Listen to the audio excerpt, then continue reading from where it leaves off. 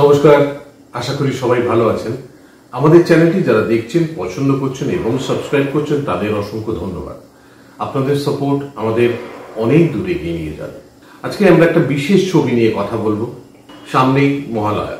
এই মহালয়ার দিন 1931 সালে মহিষাসুর মর্দিনী নামে একটি অনুষ্ঠান রেডিওতে সম্প্রচারিত হয়।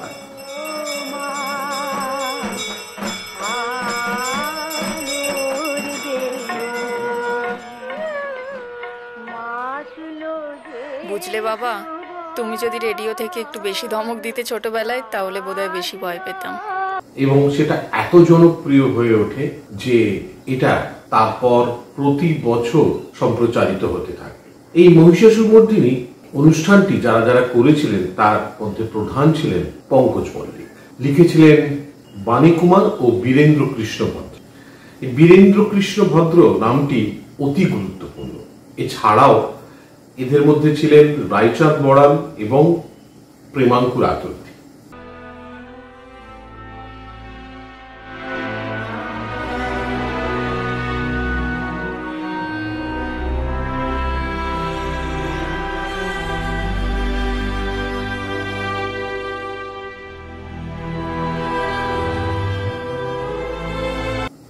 একটা প্রোগ্রাম যেটা মহালয়ার দিন সম্প্রচারিত হবে সকালে, সেরকম একটি প্রোগ্রামের জন্য একজন ডিরেক্টর, একজন মিউজিক কম্পোজার, সুরকার, রাইটার, ন্যারেটর, মানে 1928 সাল থেকে প্রস্তুতি চলছিল।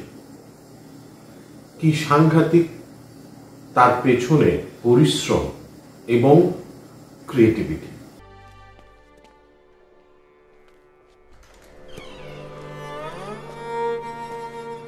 পঙ্কজদা, একটা বিশেষ দরকারে এসেছিলাম। রেকর্ডিং এর থেকেও জরুরি। তোমরা দাঁড়াও, আমি একটু আসছি। এই সৃজনশীলতার মাধ্যমে কঠোর পরিশ্রমে তৈরি হয়েছিল মহিষাসুরমর্দিনী। কিন্তু এখন আমরা যেটা শুনি সেটা কিন্তু পুনঃপ্রচার, মানে 1958 সালে যে রেকর্ডিংটা হয়েছিল তারপর থেকে সেই রেকর্ডিংটাই আমরা শুনে আসছি আজ পর্যন্ত। তার আগে প্রতি বছরই কিন্তু লাইভ অনুষ্ঠান সম্প্রচারিত হতো। কিন্তু হঠাৎ 1976 সালে Instruction hai to revamp this most popular program. This has to be changed. This has to be composed afresh. Bring new singers, new music, and most importantly, new voice. New voice? ও ভদ্রলোকদের সময় এখন গেছে। All India রেডিওর মনে হয় যে এটা পরিবর্তন করার দরকার। এটা অনেক দিন যাবৎ চলেছে, অনেক ভালোবেসেছে। এরপর আর নতুন করে ভাবনা চিন্তা করে নতুন ভাবে এটা করা দরকার। পঙ্কজ মল্লিকের হাত থেকে দায়িত্ব চলে এলো হেমন্ত মুখোপাধ্যায়ের হাতে এবং বীরেন্দ্র কৃষ্ণ ভদ্রর জায়গায় চলে এলেন উত্তম কুমার।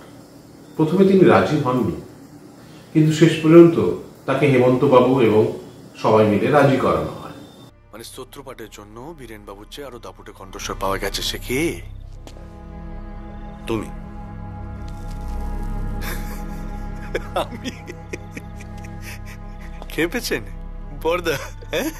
আমি রিপ্লেস করবো বীরেন বাবুকে? 1976 সালে এই অনুষ্ঠানটির নাম দেওয়া হয় দুর্গতি হারি। এই অনুষ্ঠানটি সম্প্রচারের সাথে সাথেই সেই সময়কার মানুষ বিদ্রোহ করতে শুরু করে। চিঠি লেখা, আন্দোলন করা, রেডিও স্টেশন ঘেরাও করা, গালাগাল, অকথ্য ভাষায় অভব্য আচরণ শুরু করে।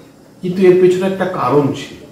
ভাবতে অবাক লাগে যে বাঙালিরা যাকে একবার কোনো একটা আসনে বসিয়ে ফেলেছেন এবং এত বছর ধরে যাকে ধরে রেখেছেন তাকে কিন্তু আর ছাড়তে চাইছেন না।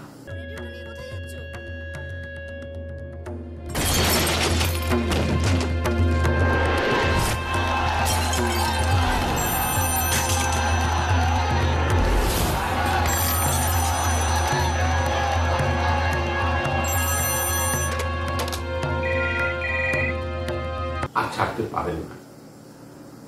হেমন্ত বাবু বা উত্তম বাবুরা সে সময় হয়তো বুঝে উঠতে পারেন, বা সে সময়কার রেডিও স্টেশনের কর্তারা বুঝতে পারেনি যে বীরেন্দ্রকৃষ্ণ ভদ্র বা পঙ্কজ মল্লিকের সুর বা ন্যারেশন বা রিসাইটেশনগুলো শুধুই আজকে আর রিসাইটেশন নয়। বীরেন্দার কণ্ঠে যখন রেডিওটা ঘম ঘম করে উঠতো তখন মনে হতো যে পুজো এসে গেছে, দুদিন ছুটি নেই। কিন্তু আজ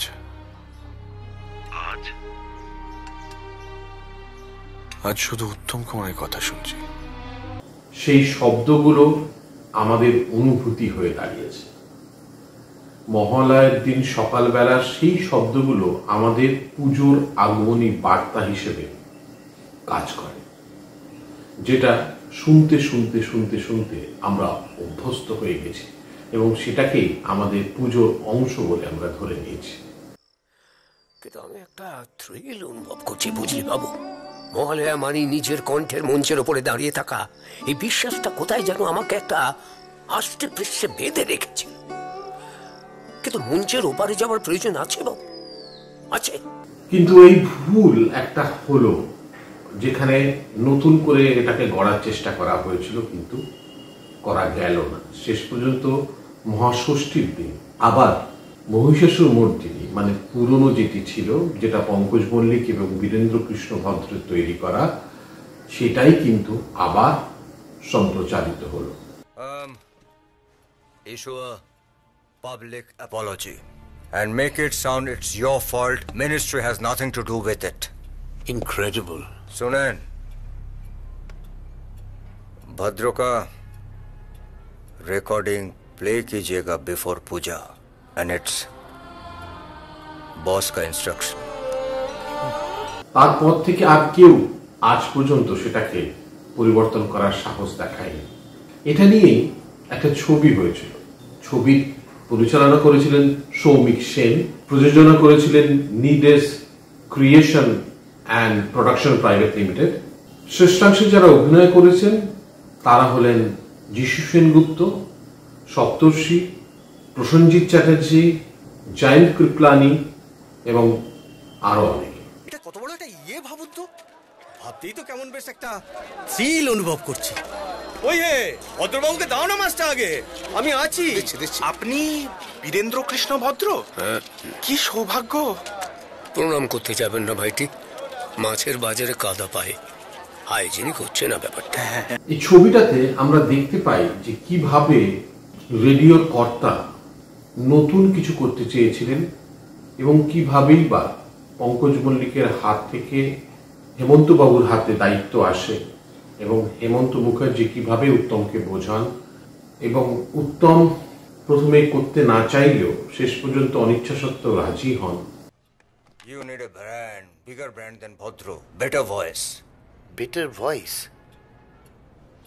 সত্যজিৎ তো ডিক্লেয়ার করেছে যে বাঙাল মে একই নায়ক আছে, আর ওনাকে নিয়ে আসেন, দেখবেন যে সাকসেস আপনার জুতা চাটকে জায়গা। উত্তম কুমার রাজি হবেন? সে সময়কার মানুষদের কথাই আলাদা। এই দায়িত্বটা পাওয়ার পর রেডিও প্রয়োজন মনে করেন এই পঙ্কজ মল্লিক বীরেন্দ্রবাবুকে জানানোর কথা যে তাদের অনুষ্ঠানটা সম্প্রচারিত হবে না। কিন্তু উত্তমবাবু গিয়েছিলেন বীরেন্দ্রকৃষ্ণ ভদ্রের বাড়িতে, তাকে গিয়ে বলেছিলেন তার সংশয়ের কথা। শুনছিলাম সামনের বছর থেকে মহিষাসুর মর্দিনীর সম্প্রচার নাকি বন্ধ হচ্ছে। সে কি, আকাশবাণীর কেউ আপনাকে জানায়নি? মহৎ কাজকে ঢাক পিটিয়ে করা সম্ভব, তাই হয়তো খবর এসে পৌঁছয়নি। বীরেনবাবু বলেছিলেন যে নতুন তো আসতেই হবে, নতুনকে থামিয়ে রাখা যায় না, নতুন জিনিস তৈরি হবে, পুরনোকে আঁকড়ে বসে থাকা যায় না। কত বড় মনের মানুষ ছিলেন তারা। ঠাকুর ঘরে দেবতার সিংহাসনটা আপনি স্থাপন করেছেন। ভয় হয় যদি সেই ঠাকুর ঘরে একটা কার্পেট পেতে সোফা ঢুকিয়ে সেটাকে ড্রয়িং রুম না বানিয়ে ফেলি। অনন্তকাল ধরে কিছু চলতে পারে না উত্তম, চলা উচিত নয়। যেটা শুধুই মহিষাসুর মর্দিনীর অনুষ্ঠান নয়, শুধুই মহালয়ার দিনের ভোরবেলা কোনো অনুষ্ঠান নয়, যেটার সঙ্গে রেডিও, যেটার সঙ্গে তার শব্দ, যেটার সঙ্গে আকাশ বাতাস ভুবন, আমাদের অনুভূতি, পুজো, সমস্ত কিছু জড়িয়ে আছে। তোমার ট্রাম্প কার্ড আজও তুমি নিজেই। এ তো আমার পরিবারের সবাই তোমার অন্ধভক্ত। আপনি বিশ্বাস করেন যে একটা সেলিব্রিটি দিয়ে এই অনুষ্ঠানটা উতরে দেওয়া যায়? দেখো উত্তম, আমি বিশ্বাস করি সততায়, আর তোমার সততায় আমার বিশ্বাস আছে। সেই জিনিসটা এত বছর চলার পরে যখন তাদেরকে না জানিয়ে নতুন অনুষ্ঠান করা হলো, সেই সময় উত্তম কুমার গিয়ে তাকে বললেন যে তার আশীর্বাদ চায়। সেই সময়ও মন খুলে এরকম কথা বলা যায়? কথায় কথায় আপনি থেকে তুমি চলে এলো, কিছু মনে করবেন না। এই তুমি দাবিটা সহজে ছাড়ছি না, কিন্তু আশীর্বাদ করবেন। এটা থাক থাক থাক।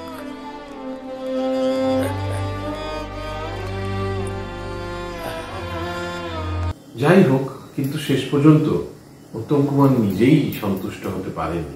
উত্তম কুমার নিজেই বীরেন্দ্রকৃষ্ণ ভদ্রের মহিষাসুর মর্দিনী সুরে নতুন প্রাণ ফিরে পেলেন। বলেছিলেন এইবার পুজো এলো। শুধুই পুজো নয়, কোথাও না কোথাও আমাদের মনে তৈরি হওয়া একটা অনুভূতি, একটা ইমোশন, এটা আমাদের কাছে শুধু উৎসব নয়। আমরা বেরোই না বেরোই, জামা কাপড় কিনি না কিনি, পুজোয় মনে একটা আনন্দের দাগ পড়ে। আর সেই দেবীপক্ষের প্রাক্কালে এই মহিষাসুর মর্দিনীর অনুষ্ঠান। তোমার সেন্টিমেন্টের কথা। তাছাড়া এত পুজো থেকে টেস্ট ম্যাচের কথা হচ্ছে না। নতুন মুখ, নতুন কণ্ঠ, পরিবর্তনকে পায়ে ঠেলে মানুষ আগেও ভুল করেছে। পরিবর্তন স্বাভাবিক নিয়মে এলে সেটা যেমন গ্রহণযোগ্য, তেমনি গাজোয়ারি চাপিয়ে দিলে সেটা অপাচ্য। বীরেন্দা, ছবিটা অসাধারণ। ইউটিউবে পেয়ে যাবেন, ছবিটি অবশ্যই দেখবেন। ছবিতে যারা যারা অভিনয় করছে তারা অসাধারণ কাজ করেছে। একটা পিরিয়ডিক ফিল্ম, একটা কন্ট্রোভার্সিয়াল এরিয়াকে ধরা খুব কষ্টের। সেখানে শুভাশিস মুখোপাধ্যায়, যিনি বীরেন্দ্রকৃষ্ণ ভদ্রের ভূমিকা অভিনয় করেছেন, তার কথা আলাদা করে বলতে হবে। এত অসাধারণ কাজ। শুভাশিস বাবুর জীবনে যদি 4-5টা ছবির কথা বলা হয়, তাহলে তার মধ্যে একটা মহালয়া থাকবে। অসাধারণ অসাধারণ চরিত্র তৈরি করেছেন তিনি। মায়াকে উপলে ফেলতে নেই। মহালয়ার সকালে স্নান বাদ দেব, পুজো বাদ দেব, আকাশের দিকে চেয়ে মন্ত্রপাঠ করব না। আকাশ বাণী আমাকে বাদ দিয়েছে বলে কি আমি আকাশ বাদ দেওয়ার চেষ্টা করব? যিশু সেনগুপ্ত উত্তম কুমারের ভূমিকায় বেশ ভালো কাজ করেছেন। বিশেষ কিছু করে, বিশেষ কায়দা করে উত্তম হওয়ার চেষ্টা করেননি বলে বোধহয় আর একটু বেশি ভালো লেগেছে। সপ্তর্ষি হেমন্ত বাবুর চরিত্রে অসাধারণ, অনবদ্য, একদম পারফেক্ট। লাইফ দেবো বলছো? আলবাত তোমার কণ্ঠস্বরে ডুব দেবে বলে বাঙালি উত্তেজনার গামছা গায়ে বসে রয়েছে। দুর্গা দুর্গতি হারিণী। রেডিও কর্তা প্রসেনজিৎ চট্টোপাধ্যায় এবং রেডিও কর্তা আর একজন জয়ন্ত কৃপলানি, দুজনেই বেশ ভালো কাজ করেছেন। ছবিটা শ্রমিকবাবু যেভাবে স্ক্রিপ্ট করেছেন, যেভাবে এগিয়ে নিয়েছেন, গল্পটার ডিউরেশন বেশ একটা কম সময়ের মধ্যে ধরা হয়েছে এবং সেটাকে বেশ খেলিয়ে করা হয়েছে। यही प्रॉब्लम আছে আপনাদের এই বাঙালি ইন্টেলেক্ট কা। না মানে আসলে কি আপনাদের বাড়িয়া লেগেছে কি নেই?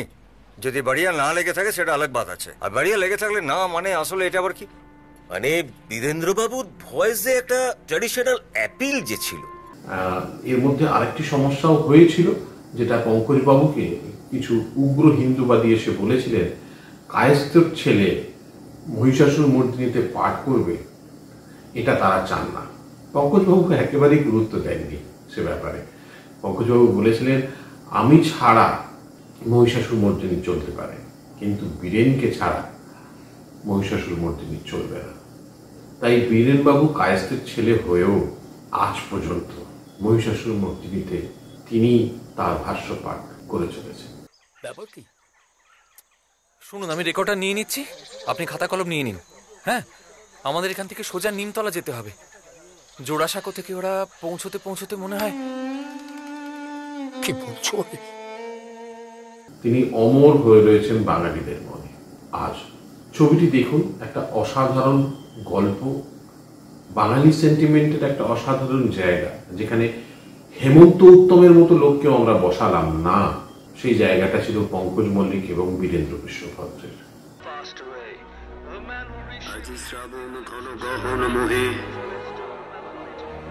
গোপন তব চরণ পেলে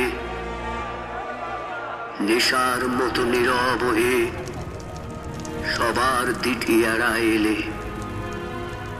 প্রভাত আজি মুদেছে আঁখি। বাঙালি কি ধরনের সেন্টিমেন্টের মানুষ হতে পারে সেটা এই ছবিটা দেখলে বোঝা যায়। কি চুলচেরা বিশ্লেষণ, কি চুলচেরা তাদের চয়েস। সেখানে তারা উত্তম হেমন্তকেও জায়গা ছাড়তে নারাজ।